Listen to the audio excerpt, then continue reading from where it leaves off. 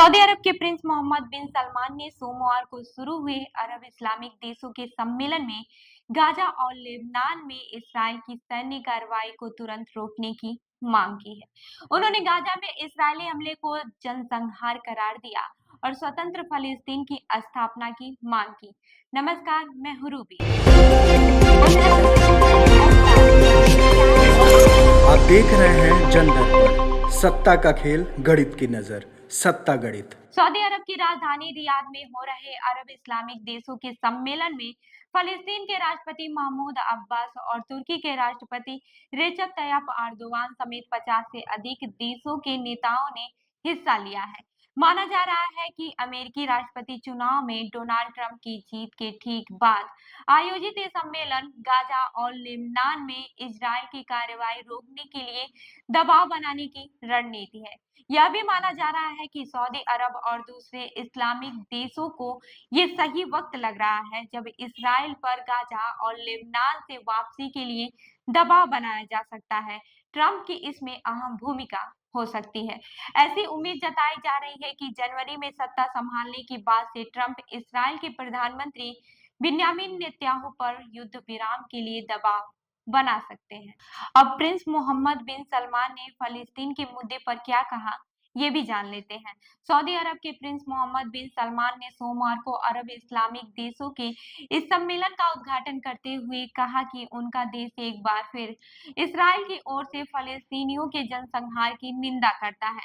Israel को इसे तुरंत रोकना चाहिए। उन्होंने सम्मेलन में हिस्सा ले रहे नेताओं की इस मांग का समर्थन किया कि इसराइल वेस्ट बैंक और गाजा से अपने सैनिकों को पूरी तरह हटा ले।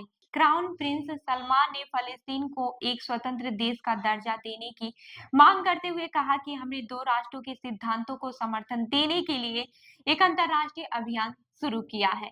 उन्होंने आगे कहा कि फलस्तीन के खिलाफ निरंतर अपराध, अल अक्सा मस्जिद की पवित्रता के उल्लंघन और सभी फलस्तीनी इलाकों में फलस्तीनी अथॉरिटी की अहम भूमिका को खत्म करने की इसराइल की कार्रवाई फलस्तीनियों के सभी वैध अधिकार पाने की कोशिशों को कमजोर कर देगी। मोहम्मद बिन सलमान ने गाजा में फलस्तीनियों के लिए काम करने वाली यूएन की agency United National Relief and Workers for फलस्तीन यानी कि यूएनआरडब्ल्यूए पर प्रतिबंध लगाने की भी निंदा की है।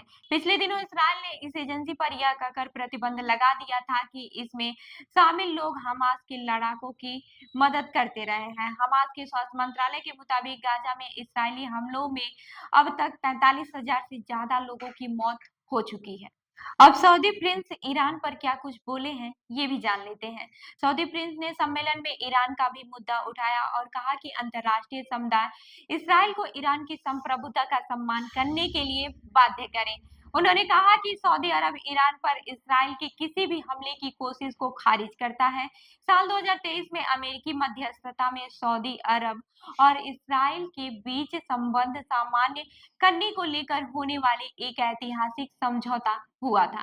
इस समझौते में फलस्तीनियों के वेस्ट बैंक में इसराइल के पूर्ण कब्जे वाली जमीन पर नियंत्रण की मांग रखी थी। सम्मेलन में हिस्सा लेने वाले देशों ने इसराइल गाजा समस्या को खत्म करने के लिए एक 33 सूत्री हल पेश किया है, जिसमें फलस्तीनियों के प्रति समर्थन जाहिर किया गया है।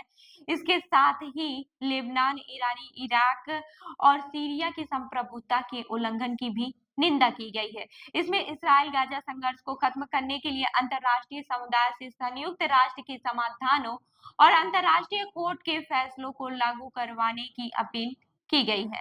सऊदी अरब के क्राउन प्रिंस मोहम्मद बिन सलमान अमेरिकी राष्ट्रपति चुनाव में डोनाल्ड ट्रंप की जीत के एक दिन बाद ही उनके साथ फोन पर बात की थी। इसके साथ ही उन्होंने 10 नवंबर को ईरान के राष्ट्रपति मसूद पेज़ेश्कियान से बात की थी। उन्होंने कहा था कि अंतर्राष्ट्रीय समुदाय इस फौरी संघर्ष और इसराइल की आक्रामकता को खत्म करने में नाकाम रहा है। सऊदी अरब के विदेश मंत्री प्रिंस फैसल ने पिछले महीने कहा था कि जब तक फलस्तीनियों के अधिकार बहाल नहीं हो जाते हैं, तब तक इसराइल से रिश्ते सामान्य करने की बात नहीं हो सकती। अब ये भी जान लेते हैं कि क्या फलस्तीन पर प्रिंस सलमान का क्या रुख बदलेगा। मध्य पूर्व के मीडिया आउटलेट अल मॉनिटर से बात करते हुए सऊदी अरब के राजनीतिक टिप्पणीकार और सऊदी सरकार के करीबी माने जाने वाले राजनीतिकार टिप्पणीकार अली सिहाबी ने कहा कि उन्हें नहीं लगता है कि ट्रंप ने जनवरी 2025 में सत्ता संभालने के बाद फलस्तीन के मुद्दे पर सऊदी अरब का रवैया बदलेगा। उन्होंने कहा कि मुझे नहीं लगता है कि इसराइल और गाजा बीच युद्ध विराम की वार्ता से कतर के अलग हो जाने के बाद सऊदी अरब इस मामले में मध्यस्थता करना चाहेगा। हालांकि अब इस्लामी देशों का ये सम्मेलन सऊदी अरब की ओर से शांति बहाल करने की दूसरी कोशिश के तौर पर देखा जा रहा है। इससे पहले यूरोपियन यूनियन के मध्य पूर्व शांति प्रक्रिया के विशेष प्रतिनिधि स्वेन कुपमैन इस साल 20 अक्टूबर को सऊदी अरब पहुंचे थे।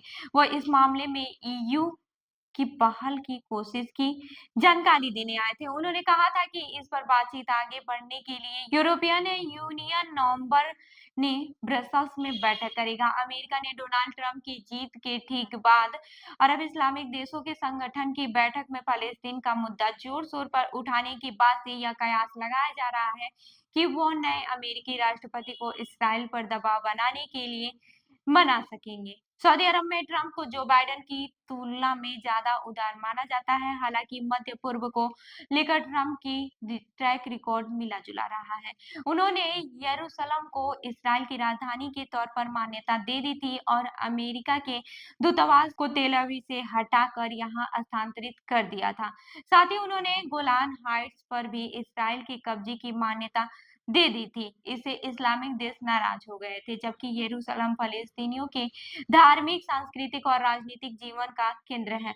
हालांकि अपनी निगरानी में ट्रंप ने 2020 में अब्राहम एकॉर्ड भी कराया था। इसके तहत संयुक्त अरब अमीरात, बहरीन और मोरक्को ने इसराइल से पूर्व राजनयिक रिश्ते बहाल कर लिए थे। अब इस्लामिक देशों के इस सम्मेलन को टिप्पणी करते हुए एक सऊदी अखबार की हेडलाइन थी कि उम्मीदों का एक नया युग, ट्रंप की वापसी और स्थिरता की संभावना। तो ऐसे ही अन्य खबरों के लिए जुड़े रहिए हमारे साथ, देखते रहिए जनदर्पण न्यूज। धन्यवाद।